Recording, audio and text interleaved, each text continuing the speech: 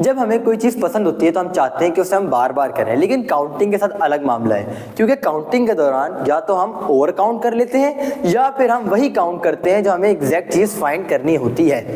तो अब अगर हमारे पास एक सिचुएशन है कि मैंने अपने दोस्तों को एक पार्टी पे बुलाया है, लेकिन एक शर्त रखी है कि आप पार्टी पे आए, कपल एज अ कपल आएंगे, तो या कोई भी कपल हो, आप अपने फादर के साथ आए, अपने दोस्त के साथ आए, लेकिन एज अ कपल आएंगे। तो अब मैंने फाइंड करना है कि कितने कपल आए हैं। अब मैं इस तरह तो नहीं कर सकता कि ये दो कपल्स, क्योंकि मुझे पता नहीं है कि कौन किसके साथ एज अ कपल आया है। तो मैंने क्या किया, मुझे ये पता है कि कितने लोग आए, जैसे कि मुझे मिलाकर सपोज 56 पीपल्स आए हैं, लेकिन मैंने क्या फाइंड करना था, मैंने तो कपल फाइंड कर रहे थे, ये तो मैं टोटल पीपल फाइंड कर लिए जो पार्टी में आए हैं। तो मुझे पता है कि मैंने एग्जैक्टली ट्वाइस फाइंड कर लिए हैं, तो मैं इसको डिवाइड बाय 2 करके 28 आंसर ले आऊंगा। यहाँ पर क्या हुआ है कि मैंने पहले ओवर काउंट कर लिया और फिर मुझे पता लग गया कि मैंने कितना ओवर काउंट किया, तो मैंने 2 से डिवाइड करके 28 आंसर अपना ले आया। लेकिन अब मैंने एक और क्राइटेरिया सेट किया कि आप लोग अलाउड नहीं है कि आप पार्टी से वापस घर जाएं अपने अपने, जब तक आप जितने भी और लोग आए हैं उनसे हाई फाई ना कर लें। हाथ मिलाना मुश्किल होता है, इसलिए हाई फाई ना कर लें। तो उसको काउंट करने के लिए हमारे पास 2 तरीके हैं। एक तरीका क्या है कि हर बंदा काउंट करके उसने कितने हाई फाइव किए हैं, जिस तरह पहले 55 हाई फाइव मैंने किए, 55 हाई फाइव मुझे हटाकर 55 लोगों से। फिर कोई और बंदा उठा, अब एक हाई फाइव मैंने यहाँ पे काउंट किया हुआ है उसका, उसने 54 और किए। अगले तीसरा बंदा उठा, उसने 53।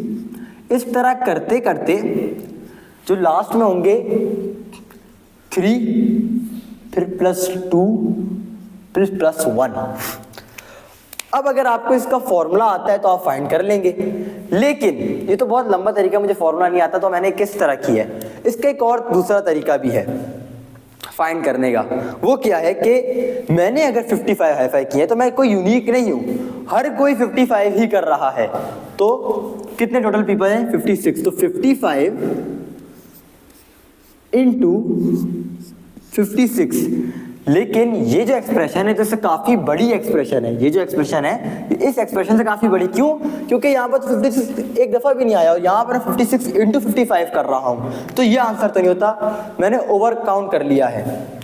मैंने कितना ओवर काउंट कर लिया ये मैंने फाइंड आउट करना है। अब मैंने क्या किया कि मैंने हर बंदे में एक हाई फाई को मैंने 2 दफा काउंट किया। किस तरह?